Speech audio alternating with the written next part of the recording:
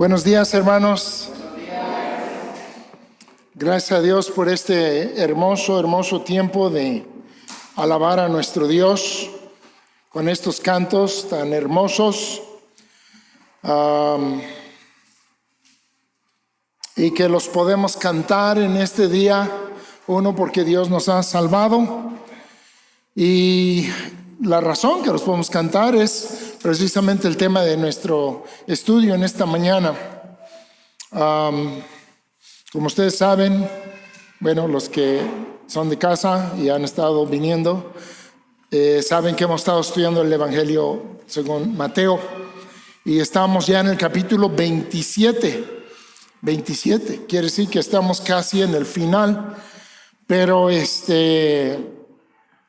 la música que fue escogida hoy para alabar a nuestro Dios en verdad está en plena sintonía con el pasaje a meditar en esta mañana, y por ello de muchísima bendición, y agradezco a nuestros hermanos que nos han dirigido en la adoración de una forma tan hermosa, con sus voces, con sus instrumentos.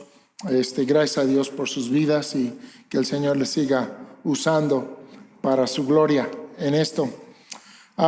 Tenemos un texto algo largo para ver el día de hoy. Quizá nuestro estudio va a ser un poco diferente en cuanto a la forma de llevarlo a cabo de lo que usualmente hemos estado haciendo, que hemos tratado de llevar a cabo una exposición exegética, versículo por versículo, y aunque sí queremos ver los versículos en este día, queremos ver un poco más ampliamente lo que sucede en ellos, más que el texto mismo. Estamos ante una narración del Evangelio de Mateo que está cumpliendo con el propósito por el cual Mateo nos ha estado llevando en su Evangelio paso a paso, de acuerdo a la visión que el Espíritu de Dios le dio para su Evangelio.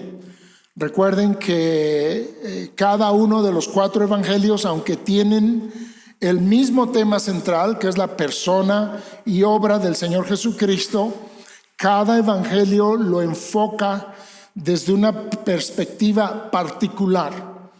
Y si se acuerdan, hemos estado viendo que el Evangelio de Mateo ha tenido como su propósito, sobre todo, mostrar a Jesucristo como nuestro Señor y Salvador, pero como el Mesías, como el Rey prometido. ¿Se acuerdan que nuestro estudio aquí en Mateo precisamente comenzó por un deseo de aprender del Sermón del Monte, en donde aprendíamos que ese mensaje era una descripción del reino de Dios y de los integrantes del reino de Dios, y cómo debemos de andar delante de y con nuestro Rey, el Señor Jesucristo, y Él siendo ejemplo de todo.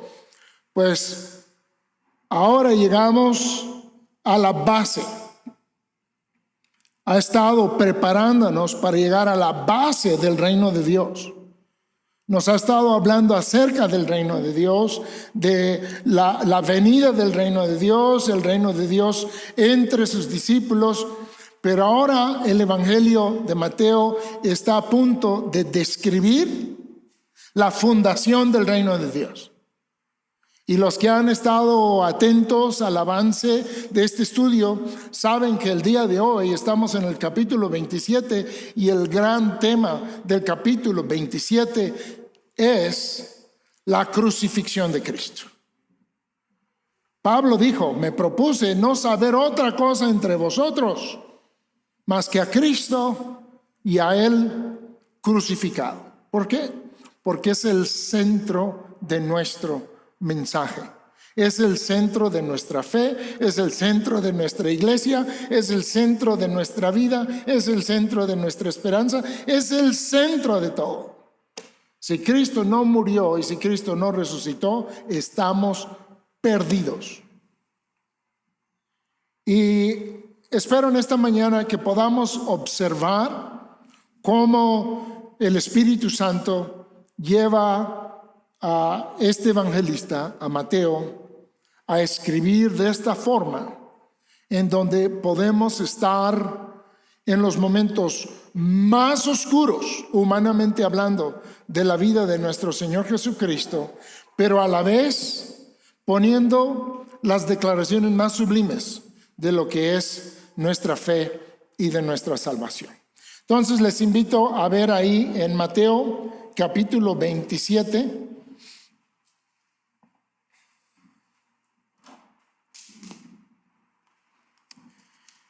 Es un pasaje bastante largo, entonces nos vamos a ir por porciones. Y ustedes recuerden que todo está conectado. Pero ahorita vamos a leer primeramente los primeros 2 versículos. Mateo 27, versículos 1 y 2, dice: venida la mañana. Esto quiere decir que ya nos estuvo platicando de cosas que sucedieron la noche anterior.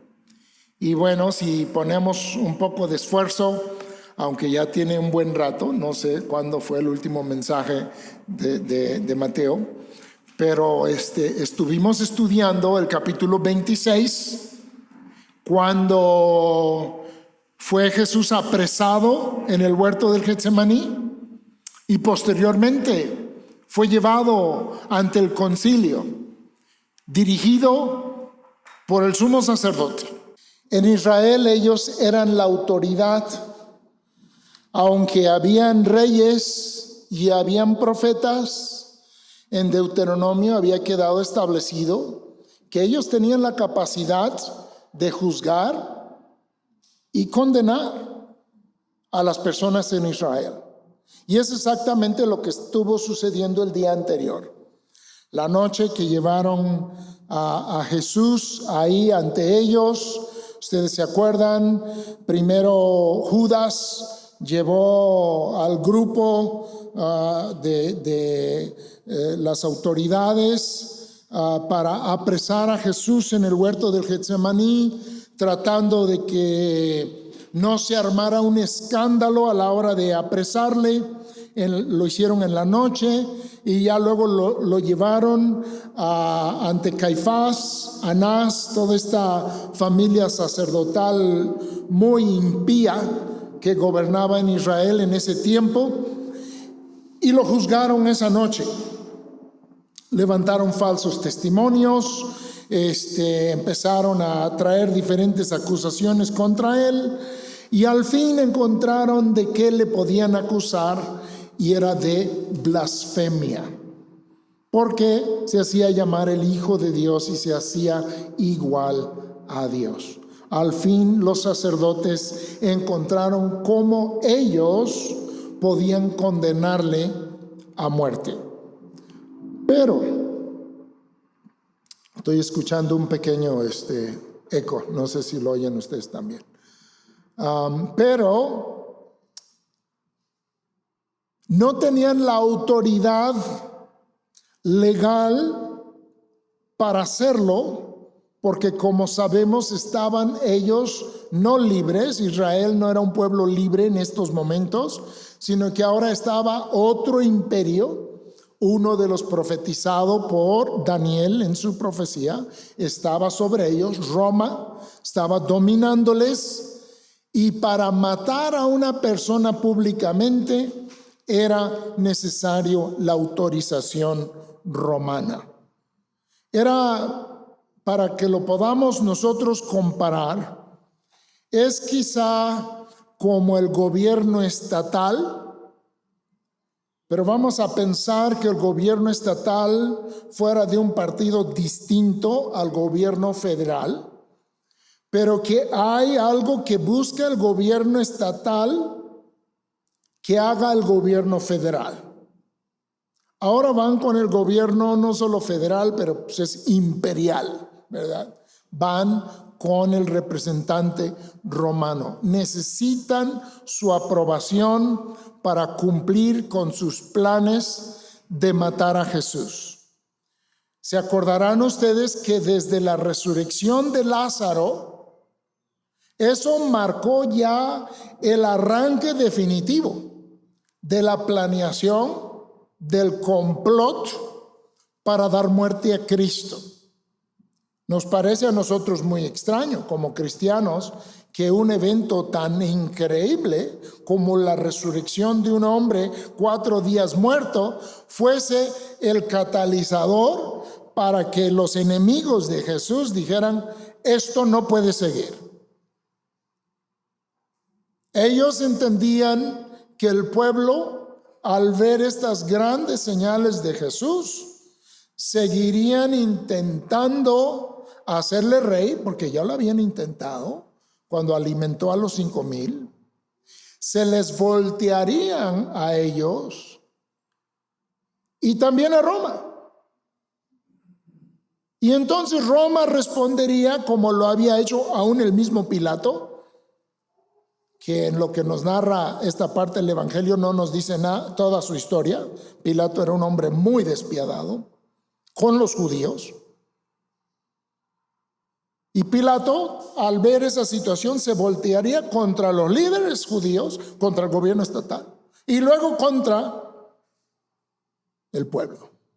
Entonces ellos pensaron: es mejor que este hombre muera a que todo el pueblo perezca. Frase célebre del sumo sacerdote. Y fue profecía. No sabía, pero estaba profetizando. Y efectivamente, para que todo el pueblo de Dios no pereciera espiritualmente, era necesario que ese hombre muriera. Y eso es lo que vamos a ver a través de este pasaje. Entonces lo tienen que llevar con Pilato. Venida en la mañana, todos los principales sacerdotes y los ancianos del pueblo entraron en consejo contra Jesús. Ya en la noche ya lo habían decidido, pero en la mañana formulan la acusación para Pilato. Ellos ya tienen la suya. Para ellos y para presentar al pueblo como los líderes religiosos y oficiales, su acusación, ¿cuál iba a ser? Blasfemia, así es, blasfemia. Pero para Pilato preparan otra acusación, y es lo que vamos a ver en unos momentos. Entraron en consejo contra Jesús, prepararon eso, es temprano en la mañana del viernes, para entregarle a muerte, y le llevaron atado. Aquí hay varias cosas. Le llevaron y le ataron. Quien haya leído la Biblia, inmediatamente al escuchar estas frases, empieza a recordar cosas. El atar. Usualmente lo que se hacía con las víctimas, los sacrificios, los ataban y luego los llevaban. Tenemos aquí en esta descripción de Mateo ya el inicio del cuadro que está pintando, que Cristo va a ser el sacrificio profetizado por Isaías, y vamos a hablar de Isaías 53 hoy. Demasiado. Bueno, mucho, no demasiado, nunca será demasiado, mucho. En donde Él es el cordero que es llevado al matadero. Ya está preparando la escena aquí Mateo. Ellos lo atan.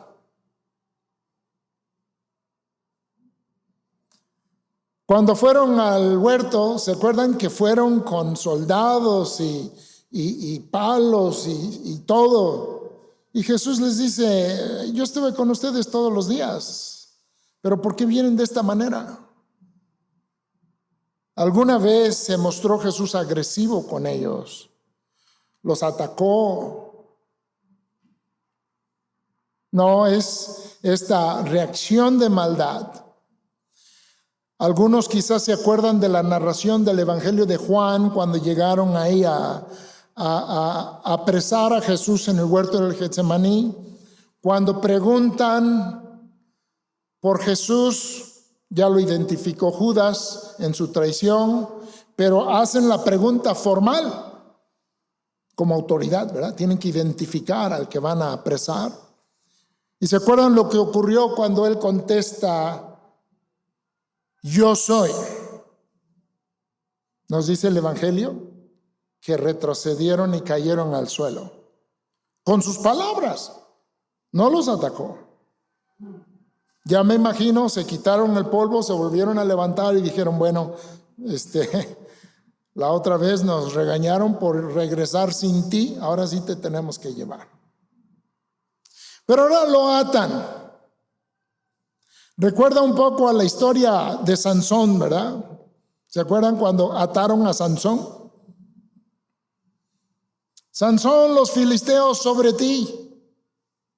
¿Y qué pasó con las ataduras? Dice la Escritura que se le cayeron como si nada. Estas ataduras que le ponen a Cristo, ¿lo pueden sujetar?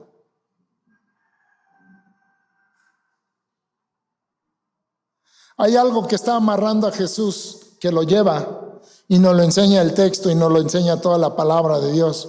Él va. Ellos piensan que lo llevan, pero Él va. Ellos piensan que lo atan, pero Él se sujeta, se amarra a la voluntad de Dios. El amor por su Padre y el amor por los que va a salvar, el amor por ti, por mí, es lo que en verdad le está amarrando. Es lo que evitó que él saliera del otro lado del huerto del Getsemaní esa noche y se perdiera entre el desierto de Judea, donde David se escondió de Saúl por meses y meses y meses.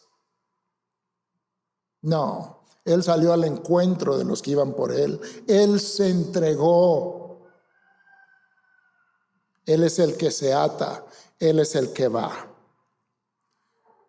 Y le llevaron atado y le entregaron. Nuevamente esta palabra, entregar. ¿Quién se está entregando o quiénes se están entregando?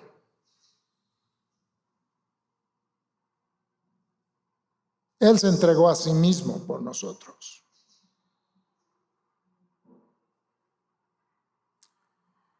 A Poncio Pilato, el gobernador. Este es el encargado romano. Nos dicen los historiadores que fue el sexto en esta posición después de que quitaran al otro hijo de Herodes, Arquelao, se llamaba Herodes Arquelao, que echó a perder las cosas, era muy violento, lo quitaron y empezaron a poner estos gobernadores. Uno de ellos fue Pilato, él estuvo como 10 años y fue muy terrible. Nos dicen los historiadores extrabíblicos que él robó del dinero del templo para construir uno de los grandes acueductos ahí en Jerusalén. Esto hizo enojar grandemente al pueblo. Después hizo que su ejército marchara en la explanada del templo usando banderines con la figura del César. Eso también armó una revuelta grande. También la Biblia nos menciona que habían unos judíos, unos de Galilea, que estaban presentando sacrificios y los mató y su sangre se mezcló con la de sus sacrificios, haciendo una cosa horrible. Pilato era un hombre tremendo, amados hermanos. Aquí vemos su media admiración por Jesús, pero Pilato era un hombre sanguinario. Por eso había durado. Pero terminó muy mal, como terminan todos los que se oponen a Cristo, terminan muy mal. Pilato terminó igual que Judas, suicidándose.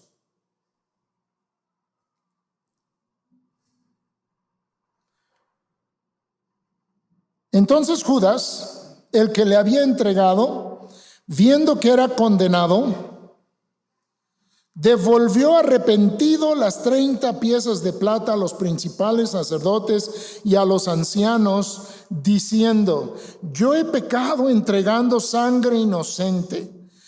Mas ellos dijeron: ¿qué nos importa a nosotros? Allá tú. Y arrojando las piezas de plata en el templo, salió y fue y se ahorcó. Los principales sacerdotes, tomando las piezas de plata, dijeron, fíjense nada más: no es lícito echarlas en el tesoro de las ofrendas, porque es precio de sangre. Bueno, están preocupados. ¿Qué van a hacer con ese dinero? Nos muestra el estado de liderazgo espiritual de la nación de Israel en tiempos de Cristo. Una terrible barbaridad. Y después de consultar, compraron con ellas el campo del alfarero para sepultura de los extranjeros. Por lo cual aquel campo se llama hasta el día de hoy campo de sangre. Así se cumplió lo dicho por el profeta Jeremías, cuando dijo: y tomaron las 30 piezas de plata, precio del apreciado, según precio puesto por los hijos de Israel, y las dieron para el campo del alfarero, como me ordenó el Señor. Fíjense, aquí tenemos a Judas. En el capítulo anterior, si ustedes se acuerdan,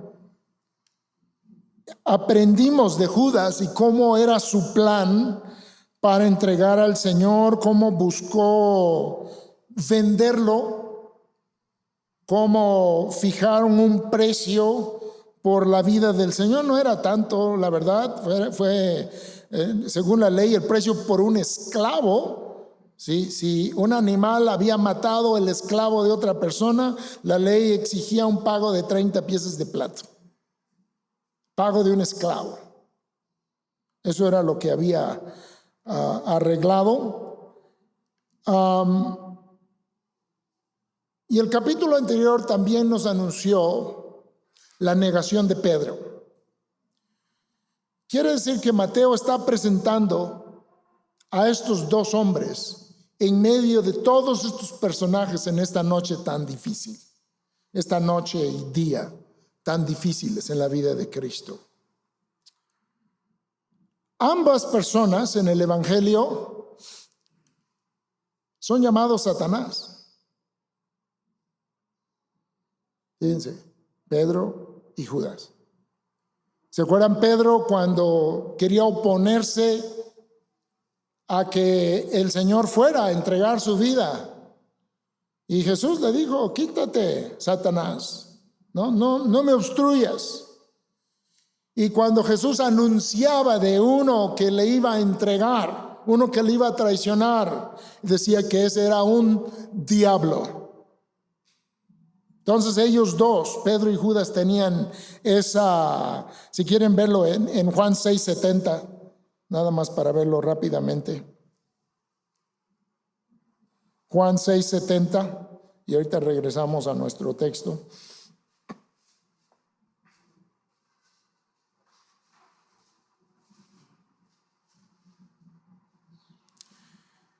Jesús les respondió: ¿no os he escogido yo a vosotros los 12, y uno de vosotros es diablo? Hablaba de Judas Iscariote, hijo de Simón, porque este era el que le iba a entregar y era uno de los 12. Y bueno, para los que no estuvieron con nosotros en el mensaje sobre Pedro y su negación, vamos a ver Mateo 16:23. Pedro y su oposición, al Señor. Mateo 16:23. Dice: pero él, volviéndose, dijo a Pedro: quítate de delante de mí, Satanás, me eres tropiezo, porque no pones la mira en las cosas de Dios, sino en las cosas de hombres. Y si recordamos el contexto, Jesús les acababa de decir que era necesario que él fuera a morir en Jerusalén. Y entonces Pedro se le opone y recibe esta reprensión del Señor. Al fin, ambos negaron al Señor. Pedro en la noche, ahí en el atrio donde estaban juzgando a Jesús la noche anterior, ¿se acuerdan? Van, le dicen, oye, tú no habías estado con él, pareces Galileo, yo creo que eres uno de ellos.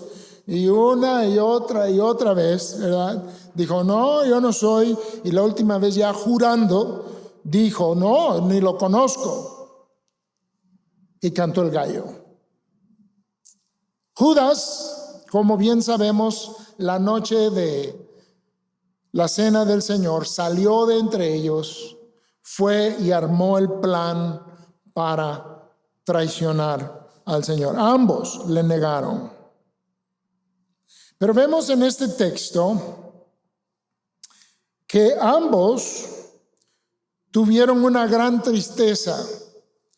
Nuestro texto habla de Judas de un arrepentimiento. Algunos traducen esta palabra remordimiento. Como quiera que fuera, Pedro estaba en verdad triste. Estaba desesperado. Judas estaba triste. Él estaba desesperado. ¿Cuál fue la diferencia entre estos dos discípulos del Señor? Ambos pasaron por una situación de tentación, de ceder ante la tentación, de negar al Señor. Pero lo que marca la diferencia entre Pedro y Judas, Pedro, arrepentido, buscó misericordia y perdón de Dios. Judas, en su arrepentimiento o en su tristeza, como dice Pablo, hay una tristeza que es de acuerdo a este mundo. Hay una tristeza que es conforme a Dios, y esa nos lleva a echarnos en las manos de Dios, sabiendo que no lo merecemos.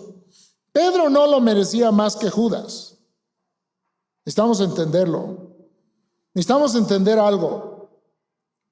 De no ser por la gracia de Dios sobre cada uno de nosotros, cada uno de nosotros hubiéramos sido Judas. De no ser por la gracia de Dios previniéndonos,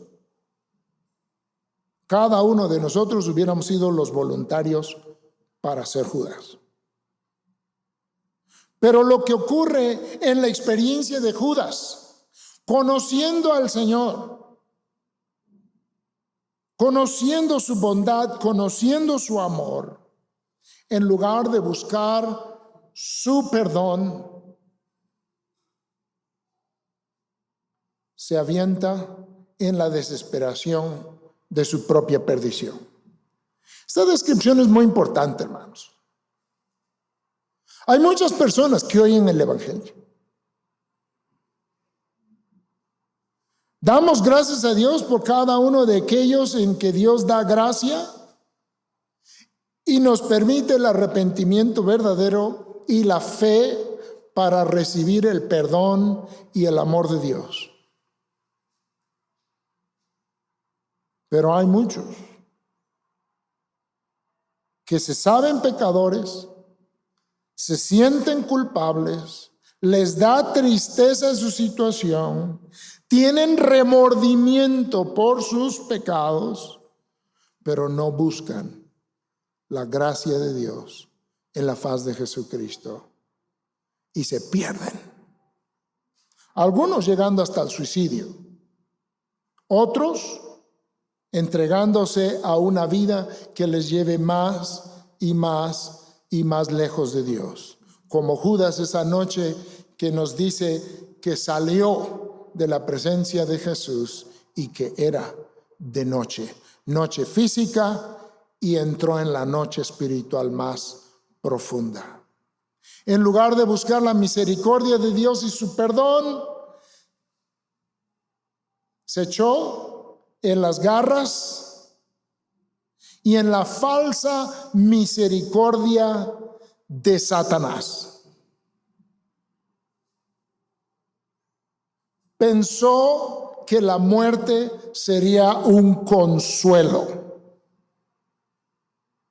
El único consuelo que hay es la vida en Cristo Jesús. Solo en Él encontramos paz. Solo en Él encontramos perdón. Pero eso que hizo Judas es lo que quiere Judas, lo que quiere Satanás de toda la humanidad. ¿Por qué? Porque Él es el homicida desde el principio. Él ha venido para matar, hurtar, destruir. Pero Cristo dice, mas yo he venido para que tengas vida y para que la tengas en abundancia. Cristo es la respuesta a ese abismo negro de traición a Dios, que solo va en aumento en la medida que el hombre se aleja de Cristo y de su evangelio. Así lo pinta aquí el evangelio de Mateo. Él va, avienta el dinero hacia los sacerdotes y los sacerdotes le dicen, a nosotros no nos afecta este sentir tuyo. Ellos lo van a llevar con Pilato y Pilato le va a decir a ellos también, oigan, yo no hallo mal en él, yo me lavo las manos de él.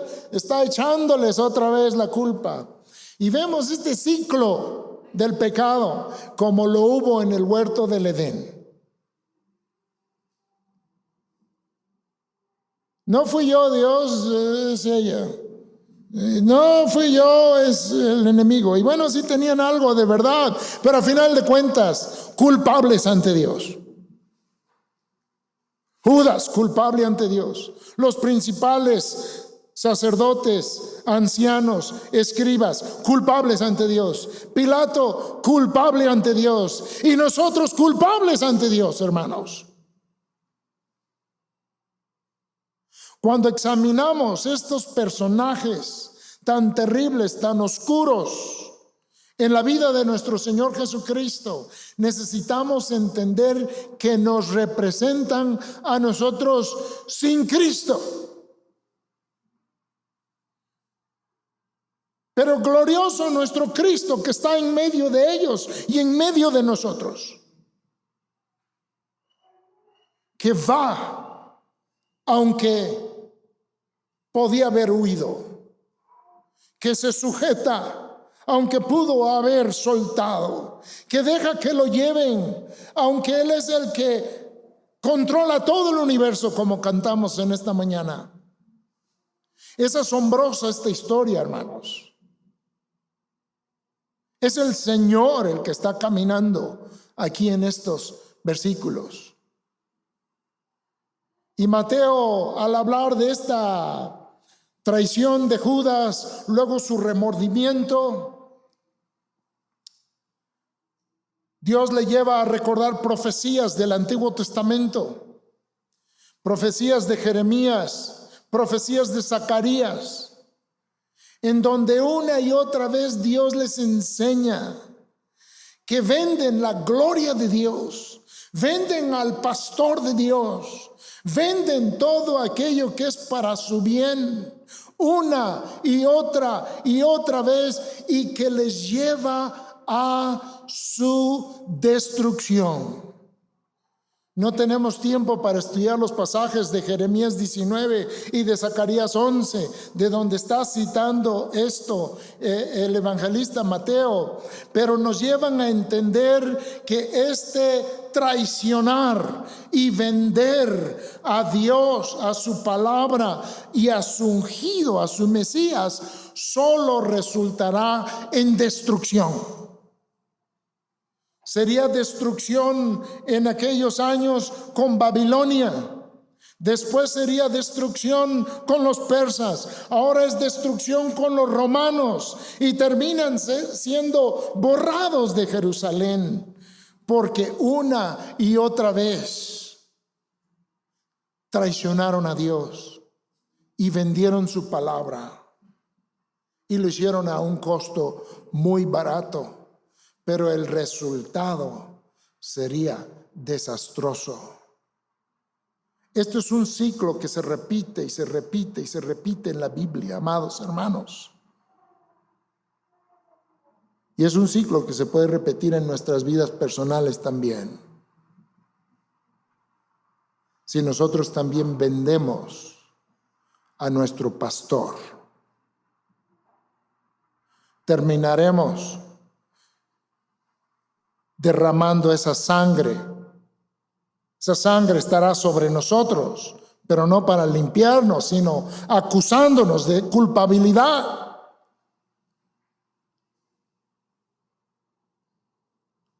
Compraron un terreno para enterrar a los extranjeros. Esos extranjeros destruirían esa ciudad. Los sacerdotes estaban llevando a cabo la condenación de la nación de Israel. Unos años después, hermanos, hubo una destrucción horrenda. Jesús lloraba sobre Jerusalén porque estaba prediciendo él, profetizando él, que una vez más este ciclo iba a tener su consecuencia, pero la más grande de todas. Venderían al pastor una vez más a precio de esclavo,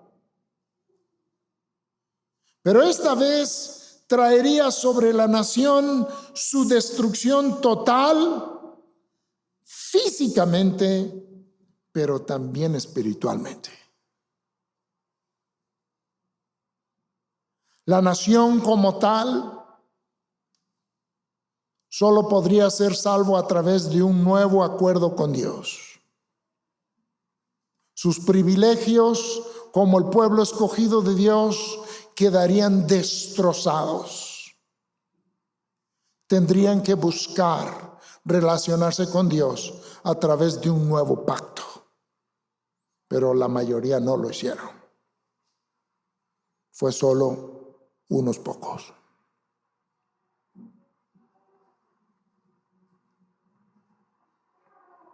Pilato.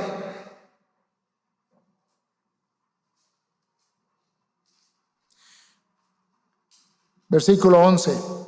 Jesús pues estaba en pie delante del gobernador y éste le preguntó, diciendo, ¿eres tú el rey de los judíos? Esta es la acusación. Esto fue lo que formularon para presentarle a Pilato. A Pilato no le importaba si era un blasfemo, le preocupaba muy poco. Él tenía su colección de dioses, entre ellos al mismo César. Pero sabemos que los romanos eran muy idólatras. Júpiter, Venus. Y después de la destrucción de Jerusalén, ahí mismo en el templo, levantarían un gran ídolo a Zeus. No, a él le preocupaba que acusaran a Jesús de traición, de sedición, de ser una amenaza política, de ser un nuevo revoltoso en el pueblo, que le podría causar problemas a él en su administración, que le causaría problemas en su estado. Pero pasó algo muy raro en esta entrevista. Jesús no era, como vamos a leer en un ratito, no era un Barrabás. Jesús no era un rebelde de ese tipo, con esas características. No era como los guerrilleros celotes que estaban en el tiempo de Jesús, siempre causando problemas, atacando a las cuadrillas romanas que estuvieran por ahí dispersas. No. Cuando Jesús está delante de Pilato y le pregunta, ¿eres tú el rey de los judíos? Jesús simplemente le contesta, tú lo dices. Fíjense que los romanos en este tiempo tenían esa costumbre, cuando ellos iban a juzgar a un acusado, le permitían una defensa. De hecho, el derecho romano sigue siendo parte de los estudios para cualquier carrera relacionada con leyes hoy en día, el derecho romano. Esa defensa grandemente era lo que el mismo acusado decía. Entonces ahora es el tiempo para que Jesús se pueda defender, o así piensa Pilato. Ahora él puede dar sus explicaciones de esto, de lo que le están acusando, pero para su sorpresa afirma: te están acusando de ser rey. ¿Eres rey? Lo acabas de decir.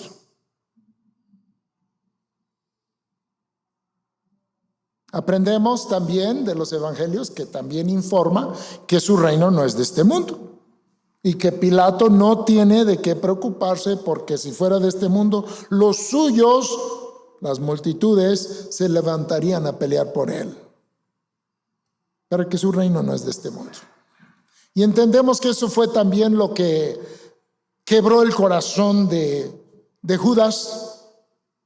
Él quería un rey de este mundo, él quería estar bien posicionado, había apostado a ello. No habían salido las cosas como él creía.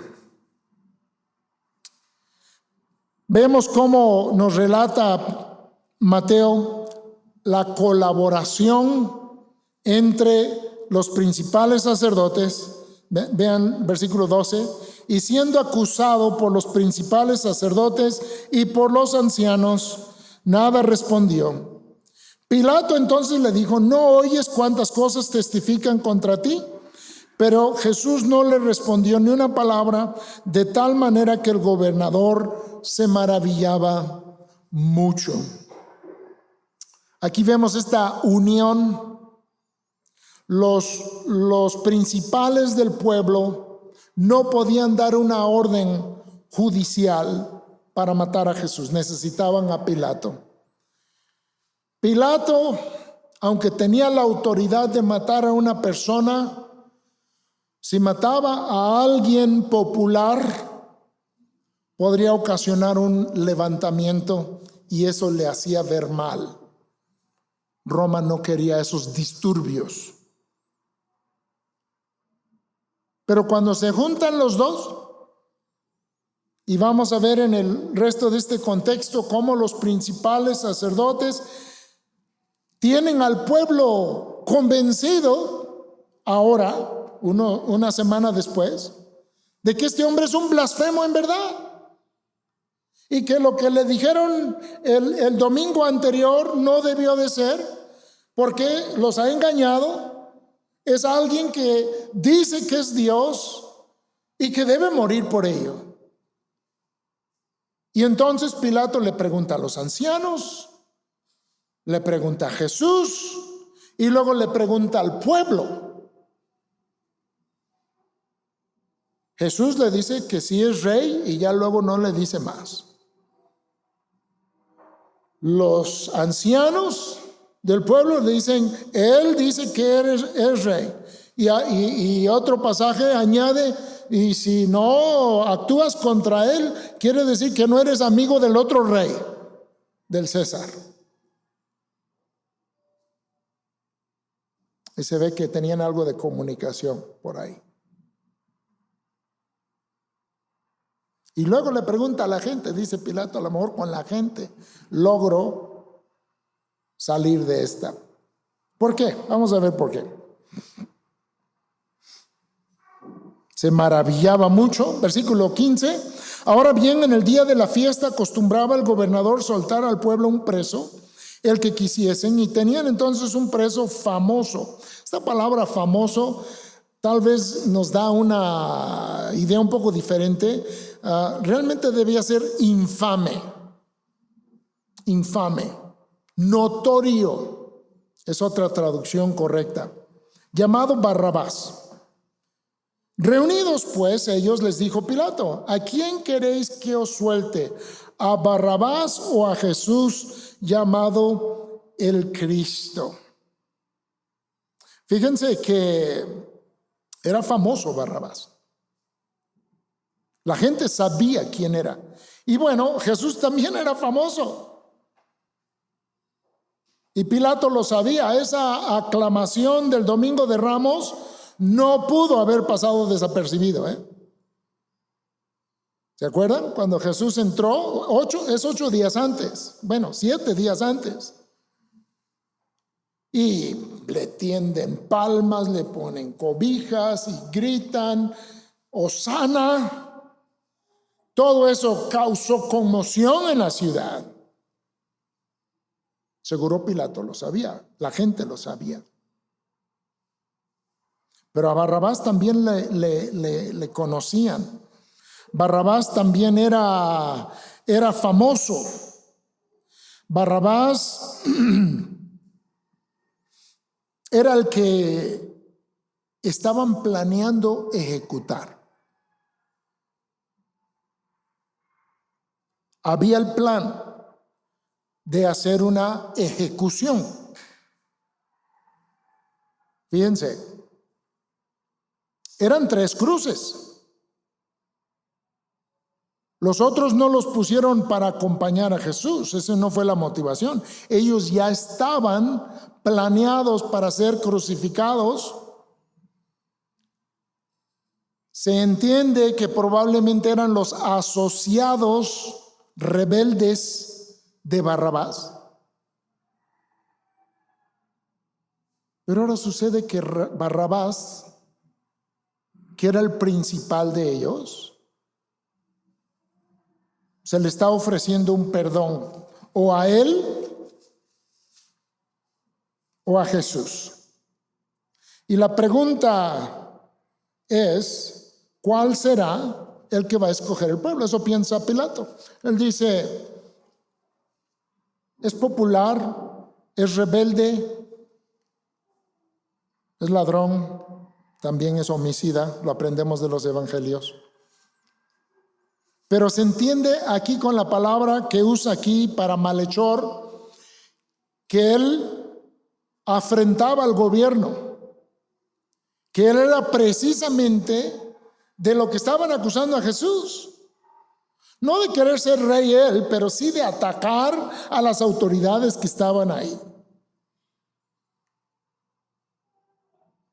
La gente escogió a Barrabás. Veamos en el texto.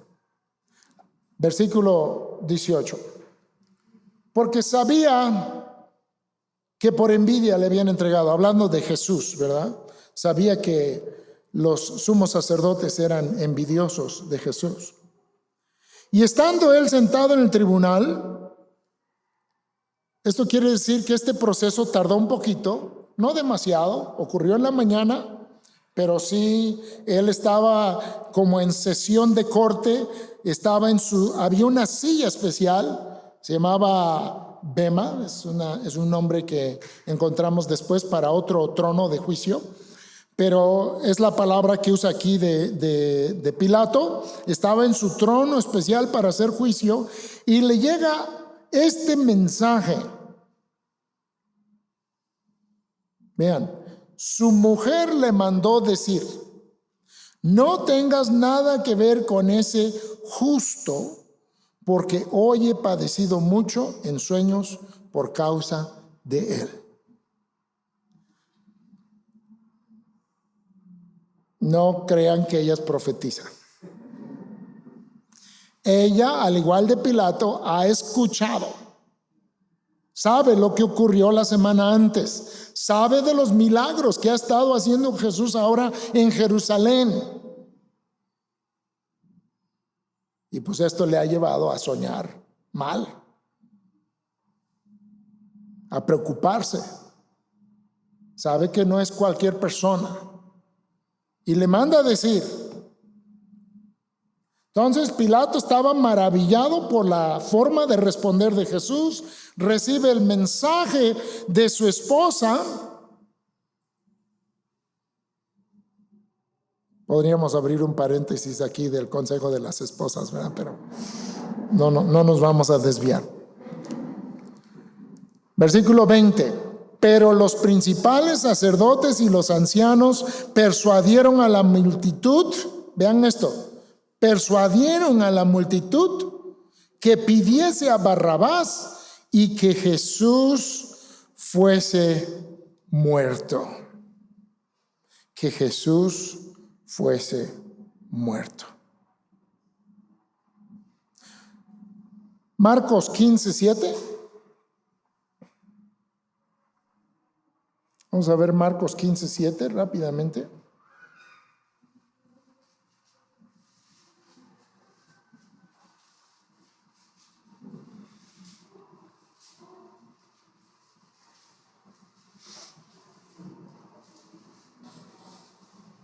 Es el pasaje paralelo en Marcos. Versículo 6. Ahora bien, en el día de la fiesta les soltaba un preso, cualquiera que pidiesen, y había uno que se llamaba Barrabás. Vean esto, preso con sus compañeros, ahí están los compañeros, de motín. Motín. O sea, esto es rebelarse contra la autoridad. Que habían cometido, ¿qué? Homicidio. ¿En qué cosa? La revuelta. Estos eran unos rebeldes, eran unos, para que lo entendamos nosotros, eran guerrilleros. Eran guerrilleros contra las autoridades, tanto las autoridades judías y especialmente las autoridades romanas. Este es su, a ver, Lucas 23:19.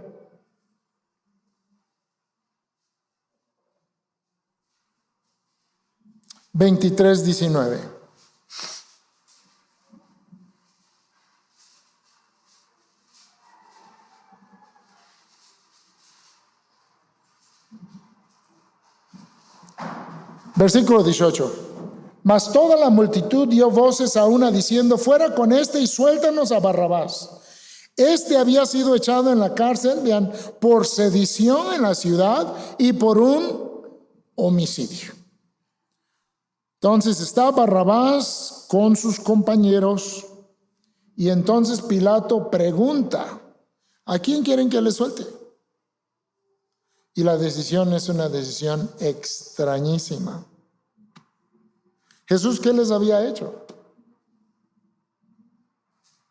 Había resucitado a uno de los suyos, había bendecido a sus niños, había sanado a unos leprosos, le había devuelto la vista a un ciego.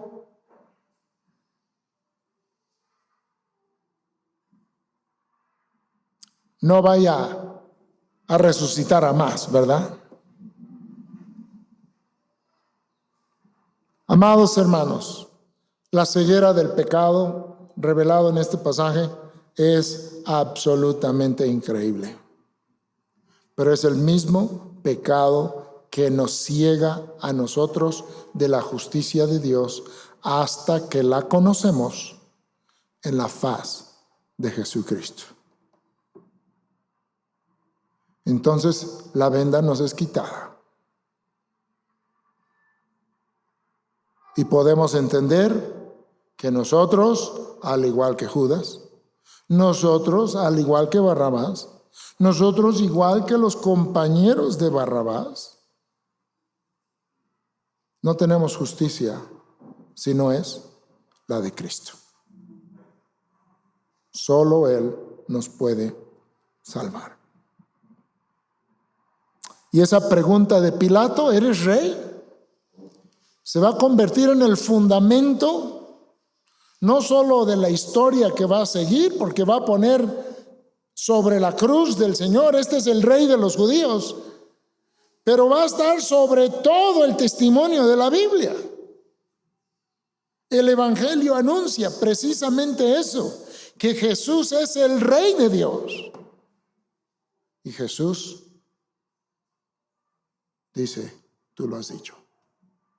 Así es. Grandes declaraciones aquí en nuestro texto. Nuevamente ahí en Mateo. Mateo 27.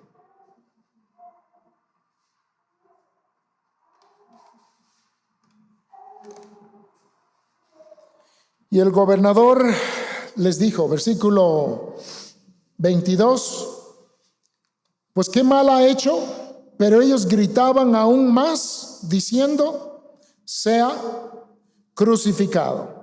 Viendo Pilato que nada adelantaba, sino que se hacía más alboroto, tomó agua y se lavó las manos delante del pueblo, diciendo, inocente soy yo de la sangre de este justo, allá vosotros. Pensaba que haciendo eso se quitaría su culpa.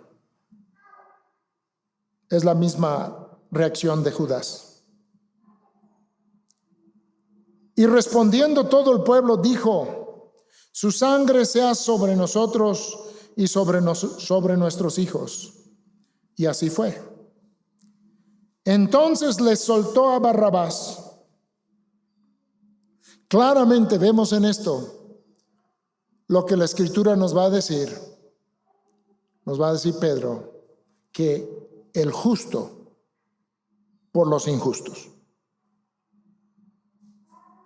Y el que no conoció pecado, por nosotros fue hecho pecado, para que nosotros fuésemos hecho justicia de Dios en él. Un evento tras otro nos testifica de nuestra culpabilidad y pecaminosidad y de la absoluta santidad y justicia de Cristo y cuán perdidos estamos sin Él. Para eso está diseñado este relato aquí en Mateo. Habiendo azotado a Jesús, hemos escuchado de la forma que se llevaba a cabo estos azotes. Lo describe el profeta Isaías en el capítulo 53, hablando desde antes de los sufrimientos de Cristo, de la forma desfigurada que quedó nuestro Señor por esta tortura previa a su muerte. Entonces los soldados del gobernador llevaron a Jesús al pretorio, reunieron alrededor de él toda la compañía, desnudándole. Nos lleva al inicio de la historia del hombre. Nuestro pecado nos deja desnudos y culpables ante Dios. Ahora el que jamás ha pecado, el que es santo, perfecto, es desnudado para recibir nuestra culpa y nuestra vergüenza sobre él.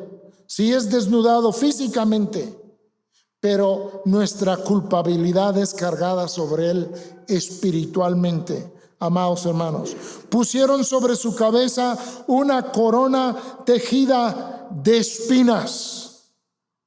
Nuevamente, el inicio de la historia, la maldición que vino a causa de nuestro pecado. Ahora la tierra producirá espinos, resultado de nuestro pecado. Ahora esos mismos espinos siendo puestos sobre la cabeza de nuestro Señor Jesucristo. Nosotros quisimos gobernarnos a nosotros mismos al tomar del fruto que Dios dijo que nos haría mal, que nos causaría muerte. Nos hicimos reyes en nuestra propia opinión. Y Él carga nuestra corona. La corona de nuestra maldición es puesta sobre Él. Y una caña en su mano derecha. Nosotros tomamos el cetro de nuestra propia vida. Y miren qué bonito ha quedado el mundo por causa de ello hasta el día de hoy. Guerras, destrucción, perdición, enfermedad, muerte. En lugar de que nuestro señorío fuera para la gloria de Dios, terminó en muerte y condenación. Ahora Él toma esa decisión de nuestra desobediencia y la lleva en sus manos, en ese cetro de burla que pusieron en Él los soldados, que puso en sus manos Satanás.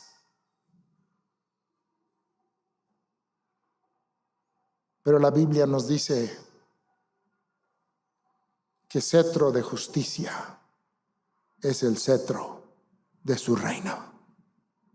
Cristo derramó su sangre para borrar toda nuestra maldad, todas nuestras malas decisiones, todas nuestras acciones egoístas contra Dios y en contra de los unos y contra de los otros, y aquello que trajo maldición a este mundo, en lo cual participamos todos.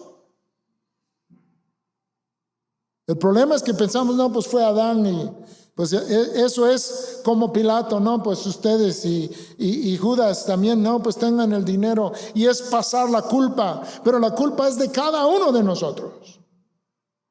Pero Cristo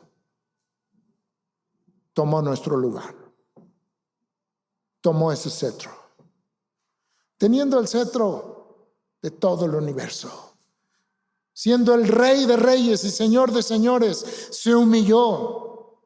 Es lo que nos describe Filipenses capítulo 2, que él estando en condición igual a Dios, no estimó el ser igual a Dios como cosa que aferrarse, sino que se despojó a sí mismo y se humilló y se hizo obediente, se humanó. Pero no solo esto, sino todo esto que estamos leyendo ahorita es parte de la obra de nuestro Señor y Salvador Jesucristo.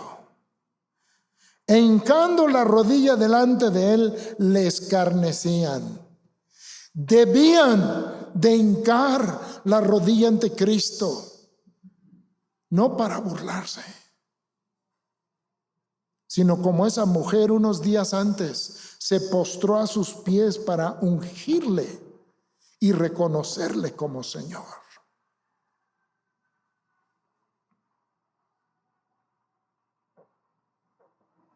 Diciendo: salve, Rey de los judíos. Y escupiéndole tomaban la caña y le golpeaban en la cabeza.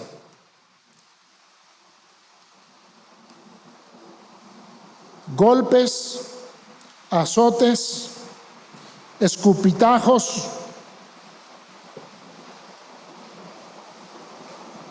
todo lo hizo por nosotros.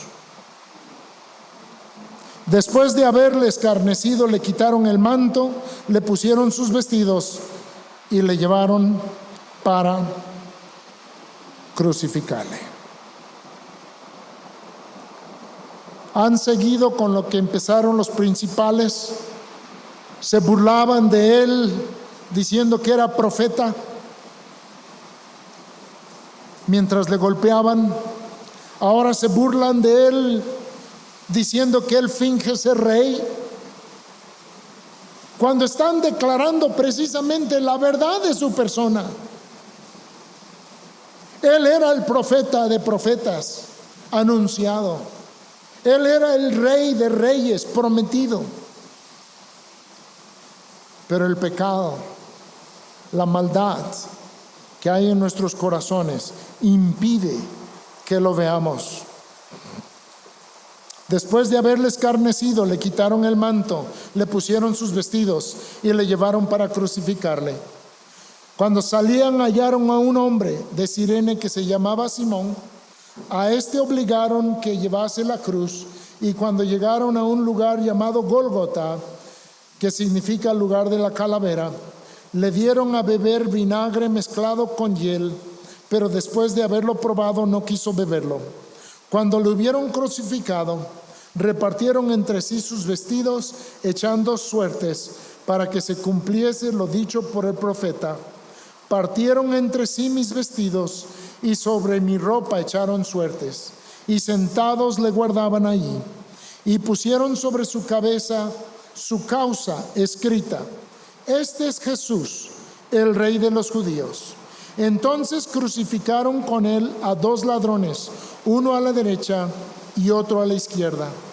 Y los que pasaban le injuriaban, meneando la cabeza y diciendo: tú que derribas el templo y en 3 días lo reedificas, sálvate a ti mismo. Si eres hijo de Dios, desciende de la cruz. De esta manera también los principales sacerdotes, escarneciéndole con los escribas y los fariseos y los ancianos, decían: a otros salvó, a sí mismo no se puede salvar. Si es el Rey de Israel, descienda ahora de la cruz y creeremos en él. Confió en Dios, líbrele ahora si quiere, porque ha dicho: soy hijo de Dios. Lo mismo le injuriaban también los ladrones que estaban crucificados con él. Amados, cada cosa que le decían al Señor para burlarse de él eran realidad de Cristo. Estaban destruyendo el templo que él iba a resucitar, el templo de su cuerpo. Estaban dando muerte a el Hijo de Dios, quien en verdad lo era. Podía salvarse a sí mismo, pero si se salvaba a sí mismo, no salvaría a ninguno de los que estaban ahí, ni ninguno de los que estamos acá hoy.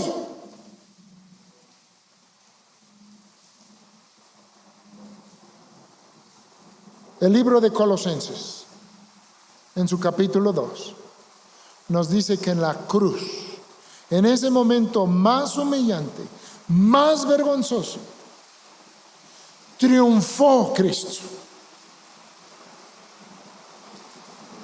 Lo que para la humanidad fue el acto de mayor humillación, la injusticia más grande humanamente hablando, el día más oscuro en la historia de la humanidad, una vez mostró lo que Dios venía mostrando a través de la historia: que lo que el hombre proponía para mal, Dios lo usaría para bien.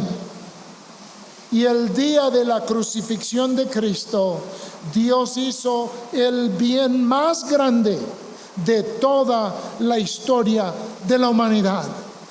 Dios proveyó la salvación para nuestras vidas.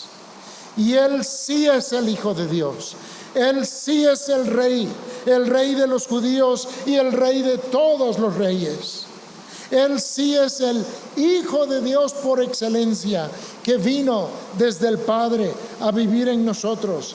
Él es quien edifica la verdadera iglesia, su cuerpo, a través y basado en su muerte y la fe en su obra salvadora.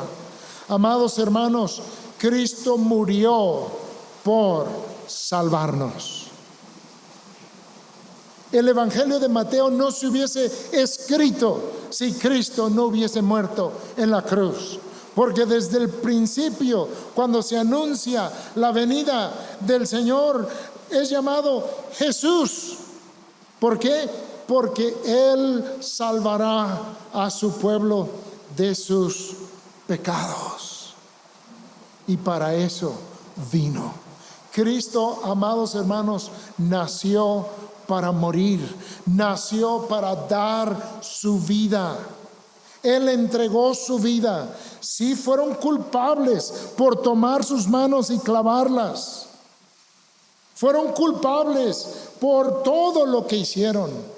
Pero, amados hermanos, Cristo se ofreció para salvarnos. Cristo se entregó para salvarnos. Y el texto más adelante nos va a decir que Él entrega su vida. Y a Pilato le dijo: a mí nadie me quita la vida, yo la pongo. todo lo que estamos observando, por un lado nos muestra la gran maldad y aparente situación sin esperanza para la humanidad, pero al mismo tiempo la paradoja de paradojas de toda la historia. En eso mismo Dios obra nuestra perfecta salvación. El único sacrificio que quita los pecados eternamente es ofrecido. El verdadero Cordero de la Pascua que celebraban ese fin de semana en Jerusalén es ofrecido en el monte Calvario. Y su sangre sí nos libra del juicio de Dios, amados hermanos. Sí nos libra de la culpa de nuestros pecados. Sí nos permite conocer el perdón y la misericordia de Dios. Sí nos permite estar en comunión con Dios, entrando en la presencia de Dios por el Espíritu de Jesucristo. Es un gran pasaje. Leámoslo una y otra vez. Pidamos al Señor ojos abiertos para verlo una y otra vez, como toda la Escritura estaba caminando a ese punto, a ese día, a ese momento tan tremendo, tan terrible, pero a la vez tan glorioso, por el cual el hombre es salvado. Después va a decir Pablo: no hay otro nombre debajo del cielo en que podamos ser salvos, sino en el nombre de Jesucristo.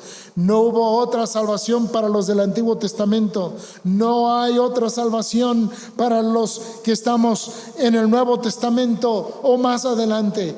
Cristo es el Salvador, y la razón que lo es por lo que hizo ese día que estamos viendo, ese viernes en la cruz del Calvario.